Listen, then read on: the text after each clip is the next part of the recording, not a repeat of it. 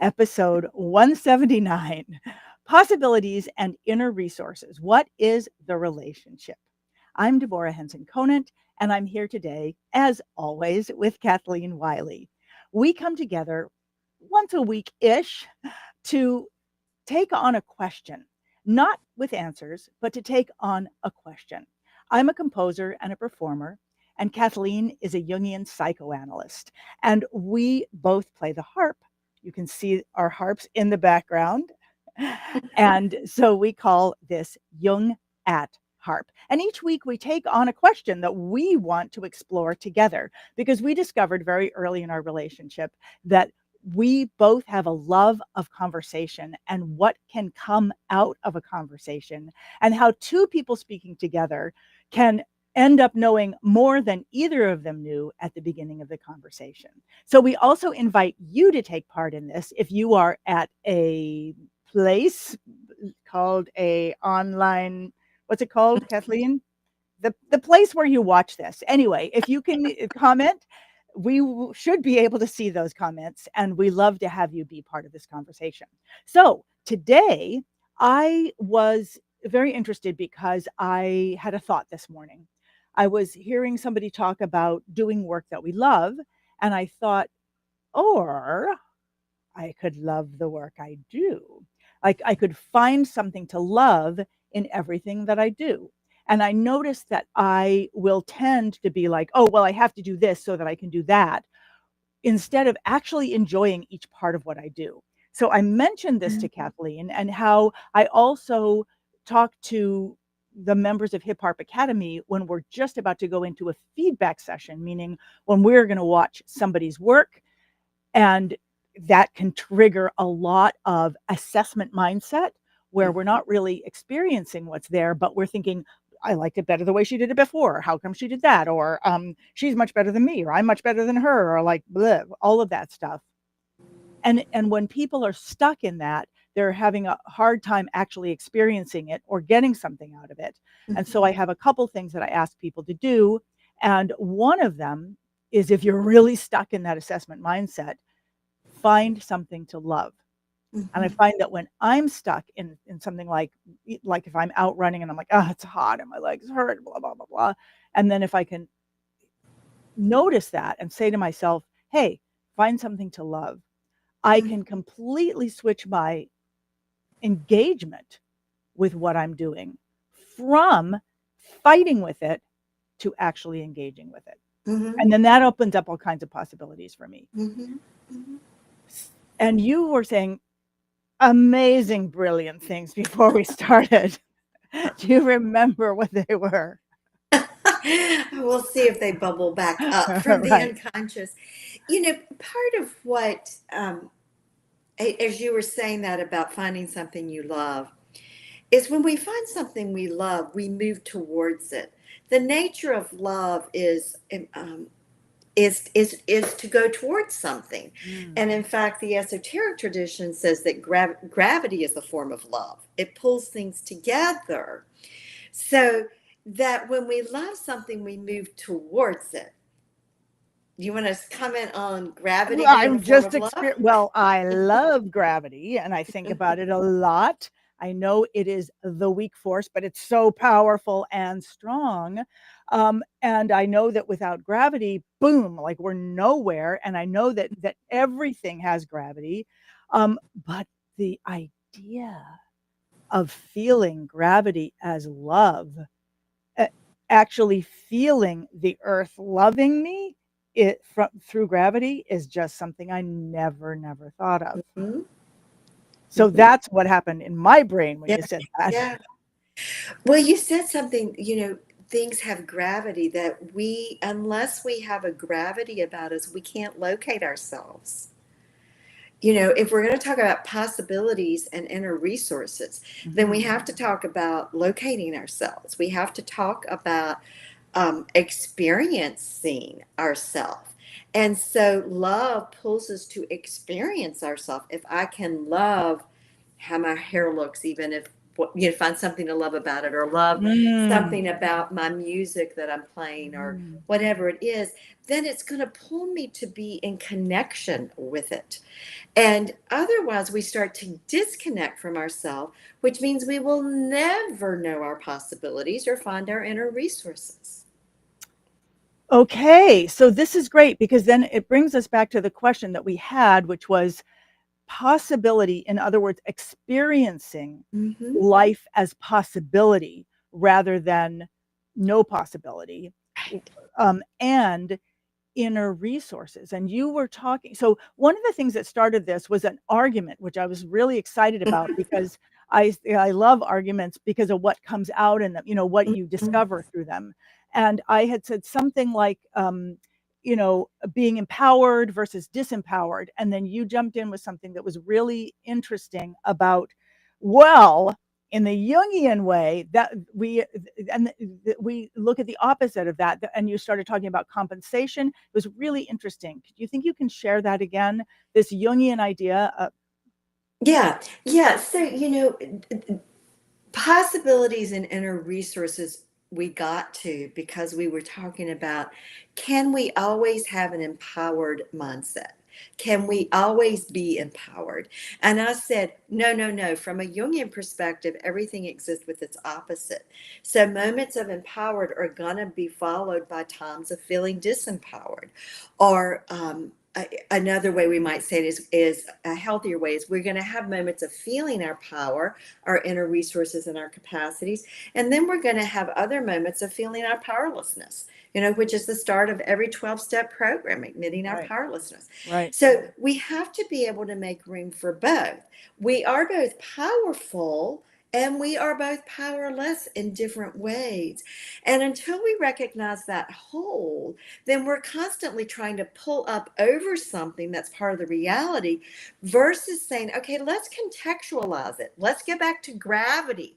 Let's really contextualize this and locate where I am and the environment. You Yeah, know, I love, and it's interesting because I'm remembering that as I'm thinking as you're speaking about powerlessness and empowerment, and I'm remembering that one of the examples that you gave was something about, um, when and I don't know if you said it this way, but when I allow that I Mhm. am powerless over this app, knowing how this app works, I am then open to help. Yeah, yeah, And right, yeah, and so yeah. and now Because, I'm yeah, go go ahead. on. Yeah, no, you. Yeah, I mean, I have my own technology frustration, and with my online embodiment circle, the platform is always changing and expanding. And it's like, okay, but I learned to use this and that's working. Why is it changing and expanding? And sometimes I go there and I'm like, okay, I just don't want to deal with this. And I throw my hands up and I just walk away from it. But in truth, I'm a smart woman. I'm a capable woman. I'm an intelligent woman. I know how to Google. I know how to reach out to the support team. I know how to read the help article, you know. But bottom line is sometimes I don't want to. There's a part of me, I call it my inner baby. One of my analysts used to say we're all former baby than we like to admit. Sometimes my baby just wants to sit and scream and yell about it and kick my legs and not do anything, you know? And So, I would say that sometimes that is not only the smartest, but it is the most effective. I mean, as someone who spent hours yesterday trying to figure out why suddenly I couldn't get onto my own website while I could get onto anything else on the web, realizing that my website had somehow become allergic to my computer, like not literally allergic, but yeah. and like it had literally, it knew who I was. But so there, okay, let's not go there. But although, okay, here's what I want to say about that.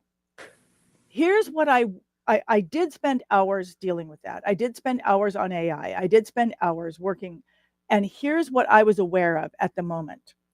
I was like, I could just ignore this because I could keep doing my work without this. But what I had committed to doing is something I'm kind of scared to do. It Uh-huh. was like, it was another technical thing. It was making my first reaction video. And I was aware that it was much safer and more comfortable for me to engage in this, you know, battle with blah, blah, AI, blah, Right. technology, than to actually have to face, and I don't even know if I like this language, but to actually engage with my sense that I'm not good at something, I'm going to look stupid, and maybe I'm doing it wrong. Right. Yeah. All right. So, just out of curiosity, what does that all have to do with possibilities and inner resources and what the relationship is? Well, my analytic mind said, okay, there we've got the 2-year-old. We've got the 2-year-old. The 2-year-old who, because they don't know how to do it, just gets frustrated and throws all the toys down because they don't want to not know how to do it. Um, but I think that we have to be able to breathe through those states in order to access the possibilities and inner resources. And I also think your awareness yesterday, ultimately, you realized that your angst was really not about technology. Although I'm not saying you don't have angst about technology, but Yeah. the underlying angst that was really driving what was happening in the moment was about making the reaction video. Hmm. So we have to always be willing to be honest with ourselves and confront ourselves. And I don't mean confront in a hostile way, but con meaning with, front Hmm. meaning face. We have to be Hmm. able to face ourselves. We have to be able to face ourselves and say, okay, yeah, this was my baby not wanting that. And in truth, I don't have to figure that out right now. I can go on and do this other thing. Or, okay, here's my 2-year-old feeling ashamed. And you know what? I'm not two. I'm a grown woman. I'm capable. I've made lots of videos. I can do this. And Okay. going on No, and doing no, I'm not. I'm a big baby. I'm not a grown woman. it. Well, we all have a big baby in us. And the thing about it is when we can lovingly and playfully acknowledge those emotional states that kick in, because they are always emotionally charged physiological states, then it allows us to move through them instead of getting stuck in them and avoiding possibilities and resources. Okay, do we always have to be to lovingly go through it? And I keep seeing this thing that I watched yesterday in a moment of, like, I'm gonna watch anything on HBO, and it was like, I love my chimp. It was something about people who own chimpanzees. But the thing that I remember was, well, there was a lot of disturbing stuff in it, but there was one where a chimpanzee was watching 2001: A Space Odyssey or something like that. I don't really sorry. I didn't I I this actually happened. So anyway, this chimpanzee was watching this thing where a person dressed up in a chimpanzee suit or something like that was hitting rocks or something, and the chimp was just freaking out. Meanwhile, its owner was holding on. It's not even funny. It anyway.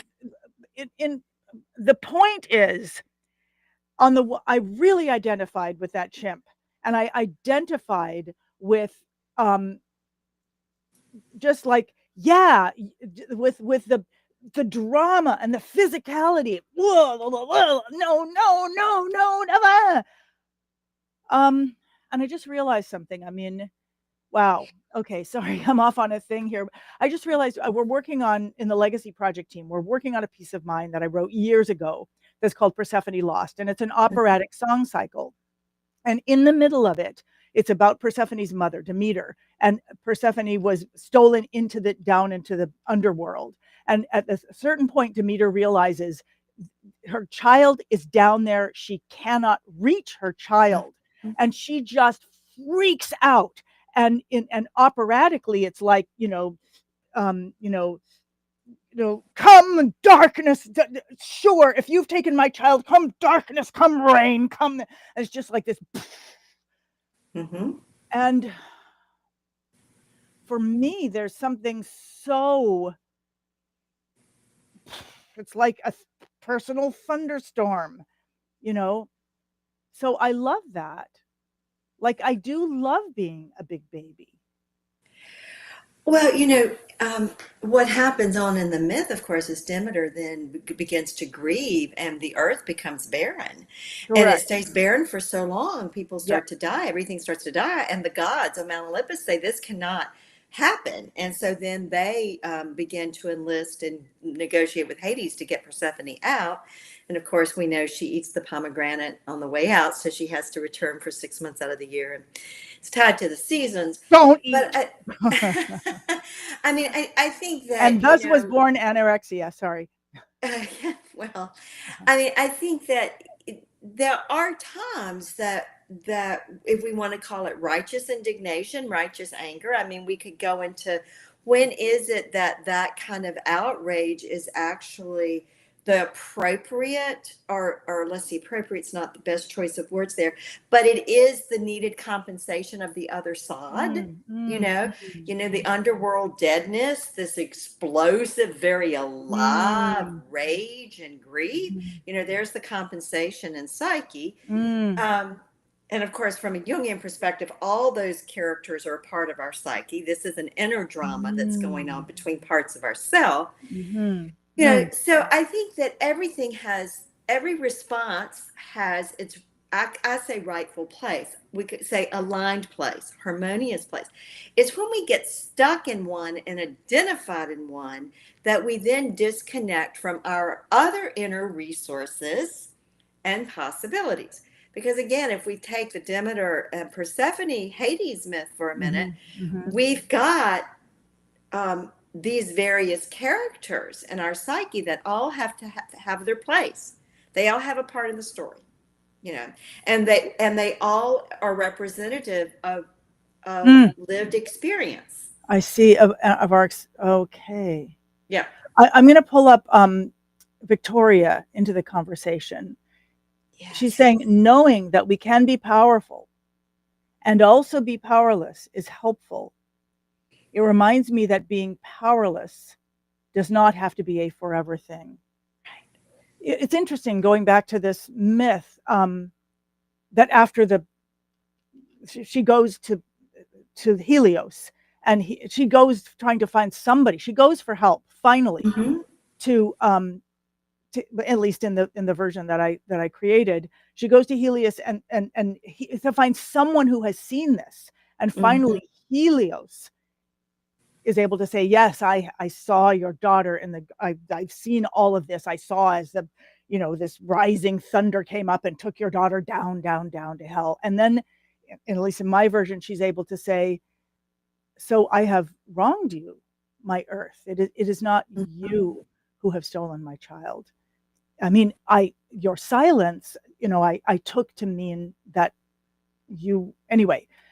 So what I'm hearing for myself, and this is not what this was about, this drama of powerlessness and power, as we're talking about it, which was not what we meant to talk about today, but I am seeing my childhood, Mm-hmm. the drama of powerlessness and power, and I'm seeing my fascination with it and how much Mm-hmm. I wanted to put it into music, how much I love, like I'm thinking about, one of the pieces that I really loved that I wrote was called A Catcher in the Rye, and which included a timpani solo in which Mm-hmm. I got to engage with the timpani, and just the power of that was so beautiful.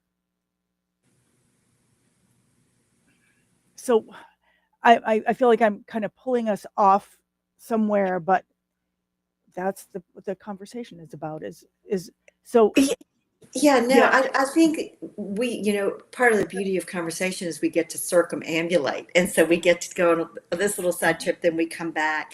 And I just want to say for our viewers, because we do this live and it's a conversation, we never know what's going to come up. So neither one of us have gone and researched all the various versions of the myth we're talking about. So I just want to acknowledge I might be mixing up the Greek and Roman names, sometimes I just don't know. But anyway, so I just want to acknowledge that we're each kind of bringing what's up for us this moment in the myth. But I think the Catcher and the Rye piece is so full of dramatic power I experience it every time I listen to it as kind of this increasing, rising. It there's a peak of it to me, and like something really, it's like the volcano explodes and then it starts to spew the lava. Those are very different kinds of power. Okay, the spewing of the lava is one kind of power, and then that lava running down that's so hot and melting and destroying things is another. So I think that if we can remember, and what Victoria said in terms of remember, nothing is static. So we have moments of feeling powerful and we have moments of feeling powerless, and they're not static. It's fluid. Where we lose access to possibilities and our inner capacities and resources is when we get stuck in a one-sidedness. And from a Jungian perspective, the principle of compensation is always at work. So if we only hold on to the powerful belief, that sense of feeling powerful, that feeling of powerlessness is going to get bigger, bigger, and bigger until it explodes, because it wants its rightful place too. It wants in consciousness too. So if we can stay fluid and move through it and know it's all a part of the flow, that then means we can begin to experience the inner resources and possibilities even in our powerlessness, which again we can go back to the 12 steps. Yeah, I'm also, just as you're speaking, I want to bring up Monica and Victoria again.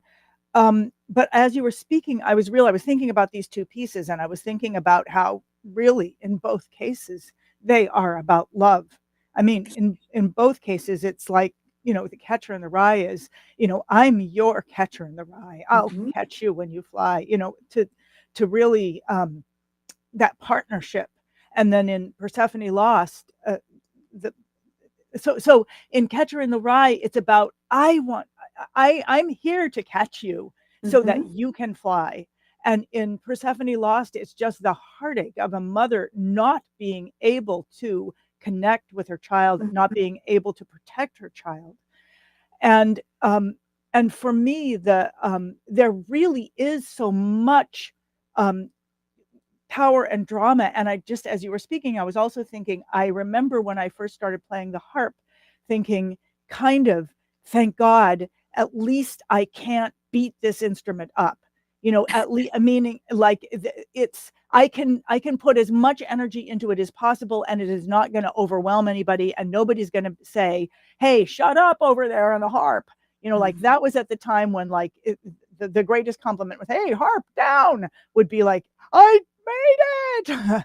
But of course, like, the harp was like a gate for me. It was a limiter of me not being overwhelming. And I appreciated that about it.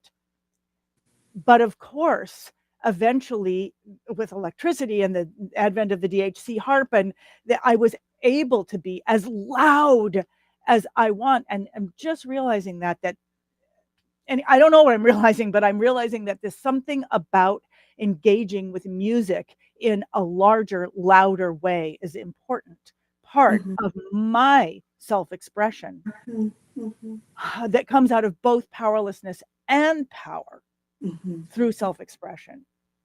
And now I will pull up what Monica, and I haven't read this, acknowledging being powerless can be a relief for me as long as I don't use it to avoid a challenge, right, that I had better confront. Right. So it opens up inner resources, right? Well, it opens up inner resources. And, I'm aware we've not defined power as we're talking about it. And in this moment, I'm going to sidestep that myself to say there's a difference between being powerless and being helpless. So I may be powerless over the ability to change an app or change how my computer works, but I am not helpless in how I take that challenge on to learn how to use it. So I think there's often a mix up our felt sense that powerless equates to helpless. And for the infant child, that is true. The infant child basically is helpless in terms of moving of their own accord. They can scream, they can cry, they can kick to get someone's attention, to respond to their needs. But as far as moving towards it, they are not only powerless, they are helpless. Or maybe we could even make the argument they're helpless but not powerless, because there's a lot of power that a screaming baby has. So I think what Monica is saying is absolutely right, is that we have to differentiate that being powerless over something doesn't mean a lack of capacity or a lack of inner resources or a lack of possibilities of how we might move forward. Yeah, I'm hearing that. And I'm also hearing that I mean, coming from we talked about 12 step, it is actually the access point for Right. help. Being Right. powerless is the access. Oh my goodness. And I'm just thinking about the golden cage. I mean, I'm thinking about the stories I tell myself. Mm-hmm. Like the golden cage is, I mean, the sort of quintessential story I created for myself about, being stuck and yet having the resource of humanity and other. Um, wow. Okay, so let's pull up Victoria and see. My mentor said every behavior makes sense, Yeah. even temper tantrums or stomping in anger. Thank you, Victoria, because I love temper tantrums and stomping in anger. And not only do I love doing them, I love seeing people do them. I love it. If we can harness our feelings and listen to their messages, we can transform them. If Yeah. we can harness our feelings. Now, you're nodding and saying yes, Kathleen. So please, like, Yeah. I might say it a little bit differently with the somatics, but you know, our emotions are psychic energy. Our feelings are psychic energy. So if I'm having a temper tantrum and expressing anger, then the anger is psychic energy. And if I can begin to realize that all psychic energy in and of itself is neutral, is neither good nor bad, it just is, then I can begin to connect with that psychic energy in a way that it fuels me to move in the direction that I want to. And so when Victoria says, if we can harness our feelings and listen, we can transform them. By listening, by engaging with our felt sense, our body sensation and emotion, we can begin to connect and have that energy to channel in a certain direction. And consciousness changes things. I mean, I believe it's the Heisenberg principle in science. The observer changes the phenomena. So as we begin to consciously observe and be present to our emotional states, then something changes. does it change the context? Is that what that just occurred to me, that it changes the context. Anyway, Well, doesn't I guess we're it not going to. depends on what we mean by context. It changes one's relationship to what's happening. So that's a context, part of the context. Does it change the context in the sense of other variables and realities? Probably not. But it does change the context in terms of one's relationship to it. I don't know why I'm thinking about this, but this is really opening up a thought about power, and also, my instrument and the power, and the fact that the instrument has never been known for power, and also the fact that there is a technique that I keep going back to, and I keep exploring over and over and over again to see what else is there, and that's the technique of the strum.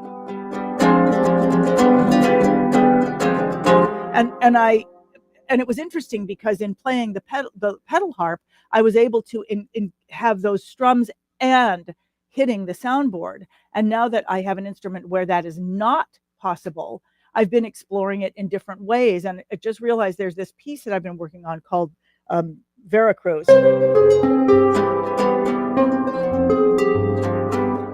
I mean, that's sort of the melody that goes along with it. But then it opens it up to a section in which there's just like.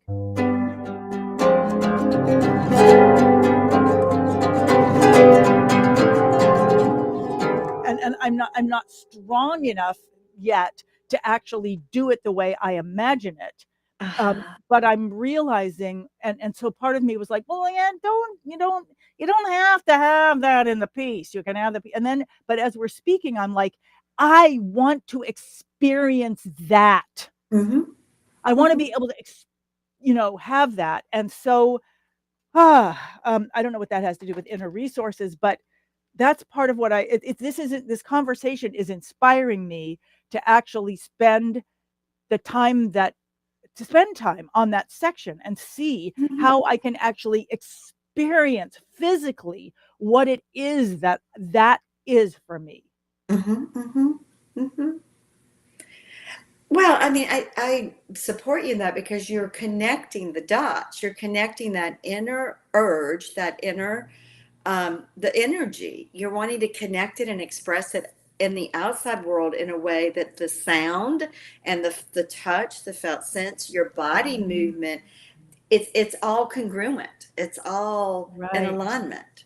You know, um, and I do think we have the greatest possibilities Mhm. when we live in the truest, most complete alignment with our inner resources as we possibly can in a given moment in time. Okay, so let's go back. Oh, I don't know what time it is. Okay, we still have a couple minutes. Let's go back to those inner resources. Hmm. Um, what are they? I mean, okay, so I mean, this instrument has been an incredible resource for me. It has become almost like a partner in development of Hmm. my voice. Even though I have a whole other, vocabulary of musical theater that's really important to me. But this is the instrument that allowed me to physicalize that, to Hmm. physicalize it.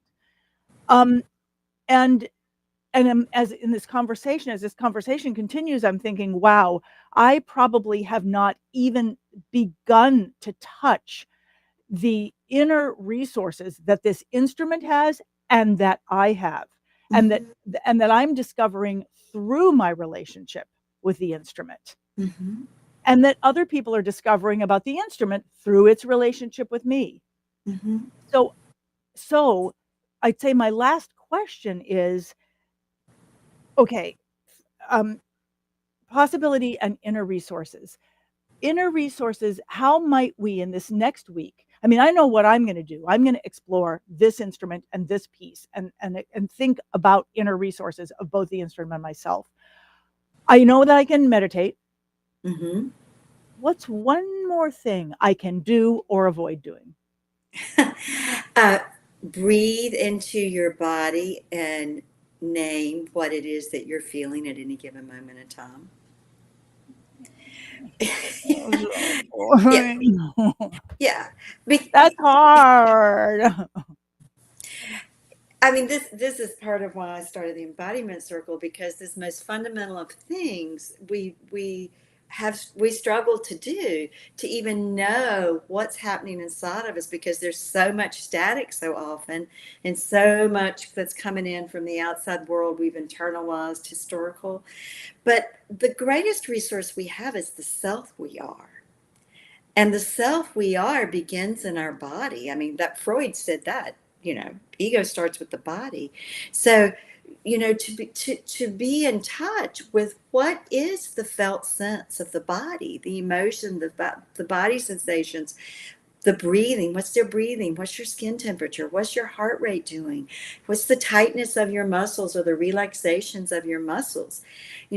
That by naming that, we begin to be in relationship to ourself. And that's the greatest resource. Yeah. Victoria's saying, "Name it, tame it, own it," Yeah. and I love that. But I'm thinking, untame it. Yeah.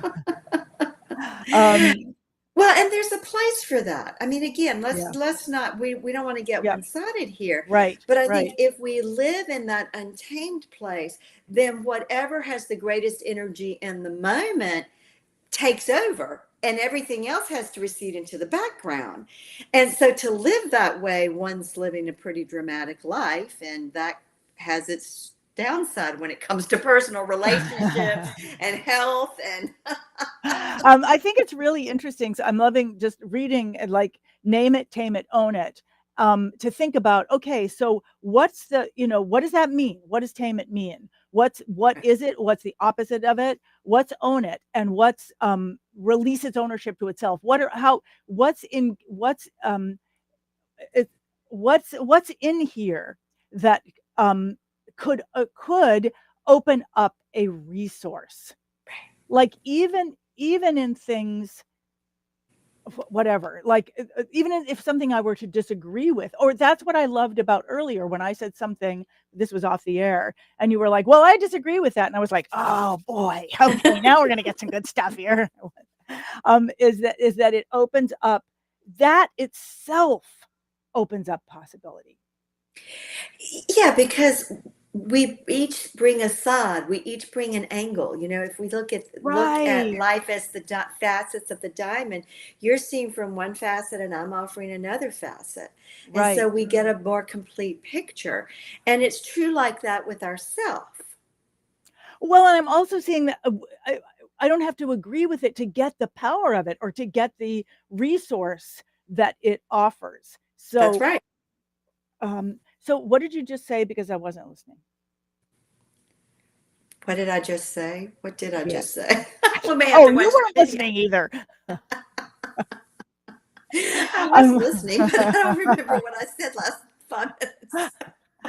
Well, I just want to say thank you, Kathleen, and thank you, Victoria and Monica, and everybody else who listens and comments and lets us know that having this conversation with you is meaningful to you, and it's certainly meaningful to me. It's going to make a big difference for me in the coming week, Kathleen. It's unlocked something for me. And it's a kind of unlocked a permission and an awareness that I wasn't, that I didn't have before the conversation. So thank you so much to you and to everything that everyone said, because that was part of that unlocking for me. Yes. Yeah. So we are here next week or not next week? I can't No, remember. next week we'll be on break. Okay, for 1 week or 2 weeks on break? 1 week. Okay, and then we will be back for We'll more be back. conversations. But we are releasing at least one of our old conversations on the podcast, your favorite podcast thingy, what's it, whatever it's called. What is it called? Channel, podcast thingy, what's it? Platform. Platform, right. So we are releasing at least one a week of our old ones. So go back and take a look at those and comment and share with your friends. And we will look forward to seeing you live in 2 weeks. Thank you.